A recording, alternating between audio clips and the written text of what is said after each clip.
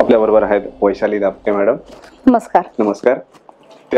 त्यांनी भारतीय तत्वज्ञानातील कर्मसंकल्पना ह्या विषयावरती, इंटरेस्टिंग विषय फार, या विषयावरती त्यांनी PhD केलेला आहे संस्कृतमध्ये, आणि आपण त्या विषयावर पण त्यांच्याशी बोलूया की गर्भसंस्कार ह्या दृष्टीने जे संस्कार आपल्याकडे सांगितलेले आहेत, आणि आपल्या कॉन्फरन्सची थीम आहे वेगळी की फर्स्ट 1000 डेज ऑफ लाईफ, ह्या दोन्हीचे सांगड घालून तुम्ही ज्या संस्कारांबद्दल थोडक्यात माहिती सांगू शकाल का आमच्या प्रेक्षकांना? आपल्या संस्कृतीमध्ये साधारण 16 संस्कार सांगितलेले आहेत आणि त्यातले 3 जन्मपूर्व आहेत आणि उरलेले सगळे संस्कार हे जन्मानंतर होणारे आहेत.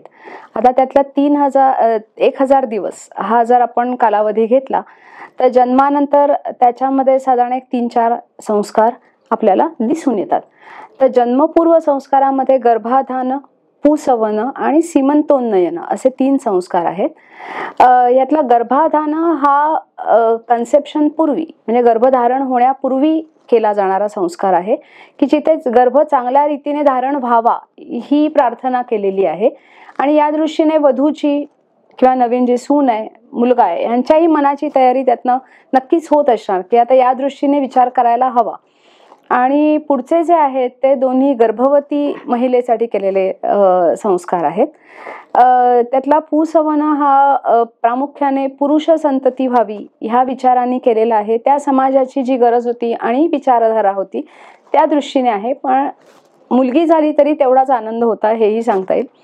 आणि तिसरा जो आहे सीमंतोन्नयन, तर हा संस्कार काहीसा उत्सवासारखा आहे की गर्भवती स्त्री आनंदी राहावी, तिला छान वाटावं, तिचं कौतुक त्यामध्ये केलं जातं, तिच्यासाठी तो संस्कार केला जातो. जिथे वीणा वादनासारखं होतं, गाणी म्हटली जातात, तर हे सगळं तिला आनंदी ठेवण्यासाठी आहे. आता प्रामुख्याने असं दिसतं की हे संस्कार स्त्रियांसाठी होते, पण आपण म्हटलं तसं की आई आनंदी असेल तर आपोआप गर्भावर त्याचे सकारात्मक परिणाम होणार आहेत.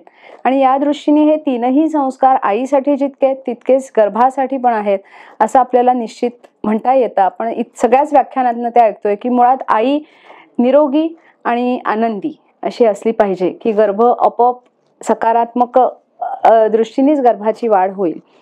आणि 1000 दिवस म्हटले तर त्याच्यानंतर मूल जन्मल्यानंतर पहिलं जे असतं की जन्मल्या जातकर्म किंवा नामकरण, उष्टावण, अन्नप्राशन म्हटलंय, असे संस्कार आहेत की जे आजही केले जातात किंवा जावळ केलं जातं.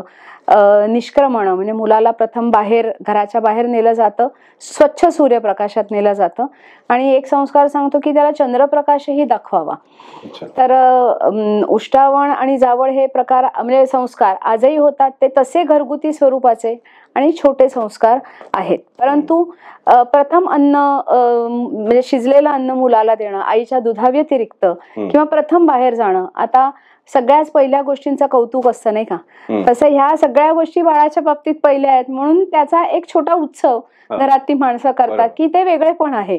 मग ते रोजच अन्न खाणार आहे तर त्यात कौतुक नाहीये, पण पहिल्यांदा खातं हा वेगळेपण आहे. आणि मग ते सगळं छान व्हावं म्हणून त्याच्याबरोबर काही मंत्र म्हणणं, कधी छोटा होम करणं, एखाद्या ब्राह्मणाला दक्षिणा देणं, अशाही छोट्या छोट्या गोष्टी त्याच्याशी जोडलेल्या आहेत की त्याला थोडं उत्सवाचं पण त्याचप्रमाणे त्याच्यात धार्मिकताही टिकून राहावी.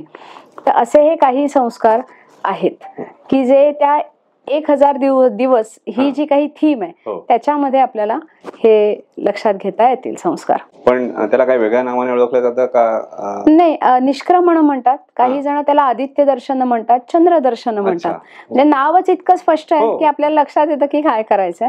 ह्याच्यामध्ये ह्या सगळ्या संस्कारांमध्ये एक सिम्बॉलिझम आहे, प्रतिकात्मकता आहे. आणि म्हणून मला असं वाटतं की ह्या सगळ्या संस्कारांमध्ये काही ना काही उद्देश आहे. ते उगाच नाही आले, आपल्या पूर्वजांनी अनेको वर्ष करतात, त्याच्या मागे काहीतरी उद्देश आहे. तो समजून तो संस्कार केला ना तर आपोआप त्यातला दिखावा आणि ह्या ज्या सगळ्या गोष्टी आहेत त्याच्या निमित्ताने नव्या आलेल्या की संगीत अमक हे आपोआप कमी होतील.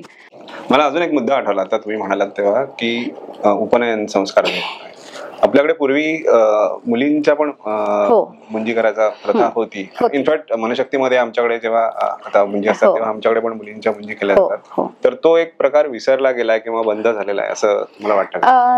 मधल्या काळात असं झालं की बाहेरची आक्रमणं होणं, त्यामुळे एक असुरक्षितता निर्माण झाली आणि त्यामुळे स्त्रियांना गुरुकुलात पाठवत होते की नाही हा निश्चित पुरावा म्हणता येत नाही, पण त्यांना पाठवणं बंद झालं. मुलींचं शिक्षण घरी होत असे, घरच्या व्यक्ती त्यांना शिकवत असतील, कारण 64 कलांचा उल्लेख येतो की ज्या मुलींना येत होत्या.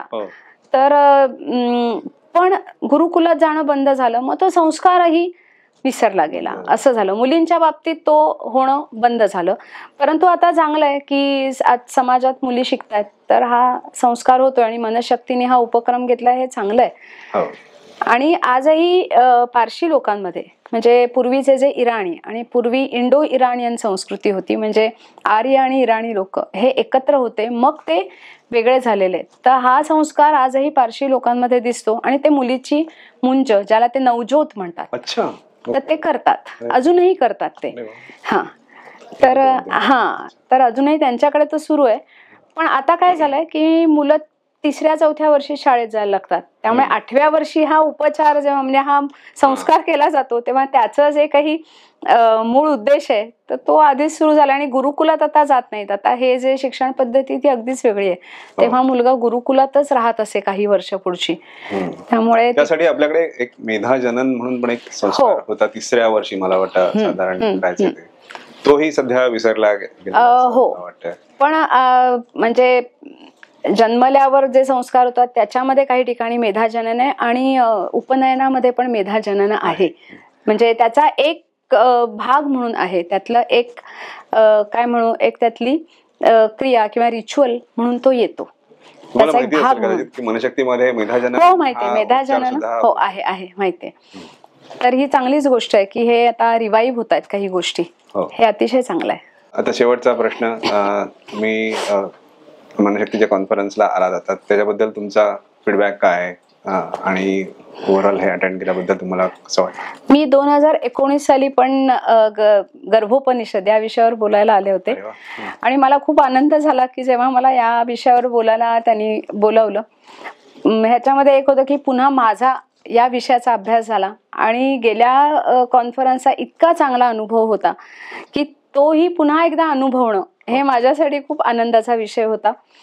म्हणजे ही जागा आणि याही पलीकडे इथलं व्यवस्थापन, इथली प्रत्येक व्यक्तीमध्ये असलेलं अगत्य, ते ज्या प्रकारे सन्मान करतात, आदर देतात आणि त्याही पेक्षा आज चांगला श्रोताही मिळणं ही खूप मोठी गोष्ट आहे की इथले श्रोते अतिशय सिन्सिअरली ऐकतात, समजून घेण्याचा प्रयत्न करतात, उत्तम आहेत ते म्हणजे, आणि नंतर त्याविषयी बोलतात. तर यावरनं म्हणजे हे पण खूप आनंदाची गोष्ट आहे की इतका चांगला रिस्पॉन्स श्रोत्यांकडनं येतो. अलीकडे खूप वेळा दिसतं की कॉन्फरन्सेसमध्ये इतकी कमी असते, म्हणजे शेवटच्या व्याख्यानांना अगदी काही थोडके लोक उरलेले असतात, पण हे असं कधीही इथे होत नाही. आणि म्हणून एकार्थी इथे बोलायला येणं हे चॅलेंजिंग पण आहे आणि आनंदाचं पण आहे.